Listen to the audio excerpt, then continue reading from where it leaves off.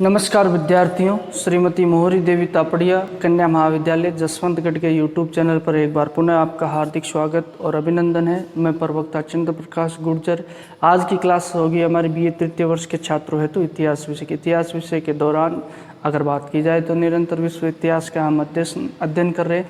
विश्व इतिहास के तहत हम जर्मनी के एकीकरण को पढ़ रहे हैं। तो आज जर्मनी के एकीकरण में जो प्रशा के सम्राट की जो भूमिका रहती है, प्रशा का नया सम्राट है जो विलियम प्रथम बनता है, उसकी भूमिका के बारे में हम आज बात करेंगे। ठीक है, विलियम प्रथम है जो अगर बात की जाए जो फ्रांस का सम्राट बनता है 1861 ईस्वी से लेकर जो 1888 ईस्वी तक। कौन है? विलियम प्रथम। आज उस व्यक्तित्व के बारे में हम बात करेंगे। विलियम प्रथम ये जो फ्रांस का प्रशा का सम्राट बनता है और इसके नेतृत्व में जो क्या होता है, जर्मनी का एकीकरण। जर्मनी के मूल रूप से जर्मनी के एकीकरण के बारे में पढ़ रहे हैं। इससे पहले जो प्रशा का जो शासक होता है विलियम फ्रेडरिक चतुर्थ होता है और इसके पश्चात कौन बनता है शासक, जो विलियम प्रथम बनता है। अब विलियम प्रथम के शासक बनने के पश्चात हम देखेंगे किस तरीके से जो जर्मनी के एकीकरण में क्या आती है, गति तीव्र आ जाती है और उसी के दौरान तीव्र गति से जो जर्मनी का एकीकरण होता है।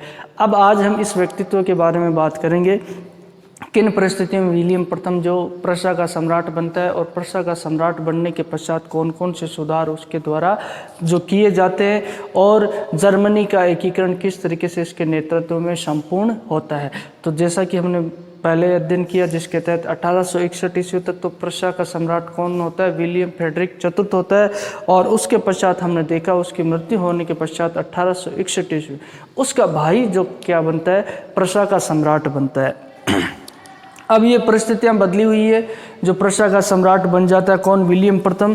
प्रशा का सम्राट ये सैनिक गुणों से युक्त व्यवहार कुशल व्यक्ति होता है। इसमें नेतृत्व क्षमता बहुत ही जबरदस्त होती है और इसके द्वारा जो प्रयास किया जाता है जर्मनी के एकीकरण का, तो ये व्यवहार कुशल व्यक्ति होता है। इसके सम्राट बनने के पश्चात जर्मनी के एकीकरण में भी जो तीव्र गति आ जाती है और इसका सबसे ज़्यादा विश्वास था सैन्य शक्ति, जो सैन्य शक्ति पर इसका विश्वास था। इसका मानना था कि जो प्रशा का भविष्य उसकी सैन्य शक्ति पर निर्भर करेगा। अब इसके लिए ये चाहता था कि प्रशा की सैन्य शक्ति को बढ़ाया जाए और सैन्य शक्ति को काफ़ी मजबूत किया जाए, क्योंकि प्रशा का भविष्य किस पर टिका हुआ है, सैन्य शक्ति पे।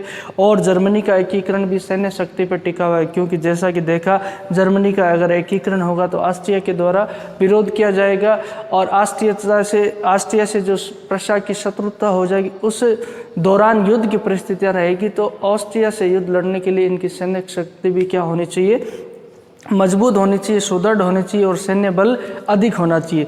तो इसका ये मानना था, सैन्य शक्ति पे इसका काफ़ी विश्वास था और ये मानता है जो प्रशा का भविष्य वो सैन्य शक्ति पर टिका हुआ है और इसके द्वारा जो सबके साथ समझौता करते हुए कार्य करने की नीति अपनाई जाती है, सबको साथ लेते हुए।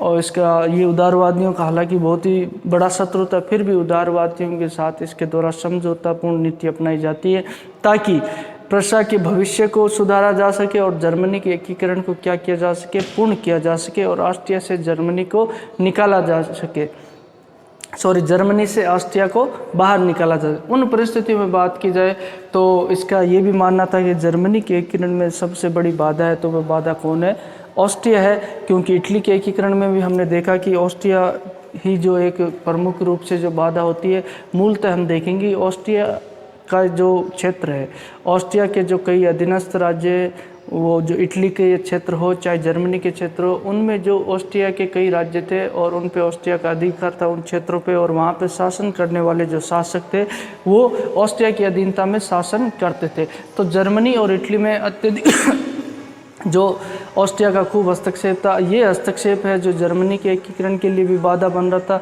इटली के एकीकरण के लिए भी बाधा बना हुआ था।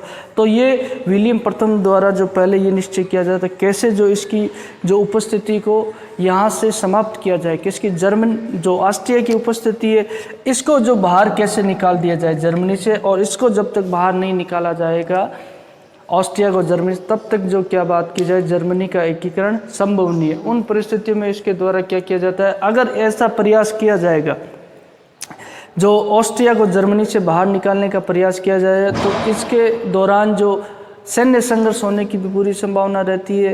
हो सकता है प्रशा और जर्मनी में सैन्य संघर्ष हो जाए। तो उन परिस्थितियों में क्या है कि इनकी सैन्य शक्ति क्या होनी चाहिए, मजबूत होनी चाहिए प्रशा की, और उस दौरान इसके द्वारा निर्णय लिया जाता है कि सैन्य शक्ति को हम बढ़ाएंगे और मजबूत करेंगे, जिससे क्या हो, जर्मनी का एकीकरण संभव हो पाएगा। उसी दौरान इसके द्वारा निश्चय किया जाता है कि सामान्य परिस्थितियों में जो सैन्य शक्ति को बढ़ाते हैं तो सामान्य परिस्थितियों में तो 2 लाख सैनिक होने चाहिए। उसके अलावा युद्धकालीन परिस्थितियों में हमारे पास कम से कम 4 से 5 लाख सैनिक होने चाहिए। अब ये जो सैन्य बल बढ़ाने के लिए और सैनिकों की संख्या बढ़ाने के लिए पैसा भी चाहिए, और पैसे की स्वीकृति कहाँ से मिलेगी? जो प्रशा की संसद है, प्रशा की संसद से स्वीकृति मिलेगी। प्रशा की संसद में 2 सदन है, एक तो निम्न सदन, एक उच्च सदन। तो जिस तरीके से इनकी भूमिका रहती है, वहाँ से जो बजट की स्वीकृति, बजट पास होगा तब जाके अलग सैनिकों की भर्ती होगी, उसके लिए पैसा भी तो चाहिए। सैन्य अगर बल बढ़ाना है तो उन परिस्थितियों में इसके द्वारा क्या किया जाता है, जो ये प्रस्ताव भेजा जाता है संसद में। अब संसद में प्रस्ताव भेजा जाता है तो निम्न सदन में जो उदारवादियों का बहुमत ज़्यादा होता है, उदारवादी लोग ज़्यादा होते हैं, और ये जो क्रांतिकारी और प्रतिक्रियावादी विचारों के ये क्या होते हैं, विरोधी होते हैं। अब इनका मानना होता है कि राजा के द्वारा जो अचानक से ये सैन्य शक्ति बढ़ाई जाएगी, और उसके अलावा जो उसके द्वारा जो क्या दमन की नीति अपनाई जा सकती है या युद्ध की परिस्थितियां पैदा हो सकती है, तो उनके द्वारा क्या कर दिया जाता है, निम्न सदन के व्यक्तियों के द्वारा जो बजट को पास करने से मना कर दिया जाता है और इस प्रस्ताव को अस्वीकार कर दिया जाता है। जब राजा के द्वारा ये जो अपना प्रोजेक्ट पेश किया जाए, अपनी योजना पेश की जाती है, इस योजना को उसके युद्ध मंत्री के द्वारा और उसके सेनापति के द्वारा भरपूर समर्थन दिया जाता है। उस समय अगर बात की जाए, वॉन रूम नाम का तो क्या होता है, युद्ध मंत्री होता है, और वॉन मोल्टे क्या होता है, सेनापति होता है। इनके द्वारा जो इस राजा की योजना का क्या किया जाता है, समर्थन किया जाता है। राजा कौन है? विलियम प्रथम। अब ये सैन्य बल बढ़ाना चाहता है, लेकिन यह संसद और राजा के बीच में झगड़ा शुरू हो जाता है, क्योंकि संसद में हमने देखा निम्न सदन के द्वारा उसके जो प्रस्ताव को अस्वीकार कर दिया जाता है और बजट पास नहीं किया जाता। अब ये झगड़ा बढ़ता जाता है, झगड़ा बढ़ता जाता है। तो उसी दौरान हमने देखा कि जो राजा के द्वारा संसद को भंग कर दिया जाता है और दोबारा से चुनाव करवाने का फैसला लिया जाता है। अब दोबारा से चुनाव कराने का फैसला लिया जाता है तो वही परिस्थितियाँ वापस पैदा हो जाती है। निम्न सदन में दोबारा से जो बहुमत किन को मिल जाता है, उदारवादी नेताओं को मिल जाता है, और उदारवादी नेताओं के द्वारा पुनः जो विरोध किया जाता है राजा के द्वारा, जब सेना के लिए बजट मांगा जाता है। तो इन परिस्थितियों में देखा कि हम जो कुछ इनके बीच में संघर्ष शुरू हो जाता है, संसद और यहाँ राजा के बीच में लड़ाई शुरू हो जाती है। हालांकि निम्न सदन के द्वारा कुछ संशोधन के द्वारा प्रस्ताव पास करने की बात की जाती है बजट के लिए, लेकिन बात की जाए तो यहाँ पे जो वॉन रून के द्वारा इसे क्या कर दिया जाता है, अस्वीकार कर दिया जाता है। वॉन रून कौन है? जो युद्ध मंत्री है। युद्ध मंत्री कहता है कि जो पूरा का पूरा बजट है, जो राजा के अनुसार है, जो विलियम प्रथम के अनुसार ही संसद को क्या करना चाहिए, स्वीकार करना चाहिए। तो इनमें संघर्ष और खिंचाव की स्थिति हमें देखने को मिलती है। तो ये विलियम प्रथम के द्वारा प्रयास किया जाता है। अब ये अनुमति नहीं दे रहे, सैनिक व्यय की अनुमति नहीं दी जाती है कि जो सेना पे जो खर्चा करना चाहता है विलियम प्रथम, उसकी अनुमति निम्न सदन के द्वारा बिल्कुल नहीं दी जाती है। अब उन परिस्थिति में जो ये वॉन रून है, जो युद्ध मंत्री, ये कहता है कि इनका इलाज कौन करेगा? बोले इनका इलाज तो एक ही आदमी कर सकता है। बोले वो आदमी कौन है? बोले बिस्मार्क है। इसको बुला लो तुम और इसको क्या करो, अपना चांसलर पीएम नियुक्त कर दो, प्रधानमंत्री बना लो, और इससे क्या है, जो ये जो संसद की समस्या, इस समस्या का समाधान यही कर सकता है। और संयोग से यही जो आगे जाकर हम देखेंगे कि जर्मनी के एकीकरण में सबसे महत्वपूर्ण भूमिका इस व्यक्ति की होती है। किसकी? बिस्मार्क की होती है। तो बोले ये बिस्मार्क का है। बिस्मार्क की अगर बात की जाए तो बिस्मार्क है जो फ्रांस में प्रशा का राजदूत नियुक्त किया हुआ था, एम्बेसडर अगर बात की जाए तो ये जो फ्रांस में जो क्या है, जो प्रशा का राजदूत था, उसके रूप में इसकी नियुक्ति हो रखी थी। बोले इसको बुलाओ, बोले इसको क्या करते हैं, बोले प्रधानमंत्री बनाते हैं। तो प्रधानमंत्री बनाने के लिए इसे बुलाया जाता है। तो इसके लिए क्या भेजा जाता है? तार भेजा जाता है। तार से इसके पास जो मैसेज, संदेश पहुंचाया जाता है। तार से संदेश पहुंचाकर इसे जो बर्लिन आने के लिए कहा जाता है तुरंत। जो बर्लिन बात की जाए जर्मनी का ही क्षेत्र, वर्तमान समय अगर बात की जाए तो इसे बुलाया जाता है और इसे बुलाकर क्या किया जाता है 23 सितंबर 1862 ईस्वी में इसको क्या कर दिया जाता है, जो विलियम प्रथम के द्वारा अपना चांसलर प्रधानमंत्री नियुक्त कर दिया जाता है। और प्रधानमंत्री नियुक्त करने के पश्चात बिस्मार्क के द्वारा जो स्टेटमेंट दिया जाता है उसके द्वारा कहा जाता है, अपनी जो वफादारी प्रकट करते हुए उसके द्वारा जो विलियम प्रथम को कहा जाता है कि श्रीमान के साथ नष्ट हो जाऊंगा, श्रीमान के साथ नष्ट हो जाऊंगा, किंतु संसद के साथ संघर्ष में आपका साथ नहीं छोड़ूंगा। ये बात उसके द्वारा कही जाती है विलियम प्रथम को। श्रीमान के साथ बोले मैं संघर्ष में चाहे नष्ट हो जाऊं, लेकिन संसद के साथ जो संघर्ष है उसमें मैं आपका कतई साथ नहीं छोड़ूंगा।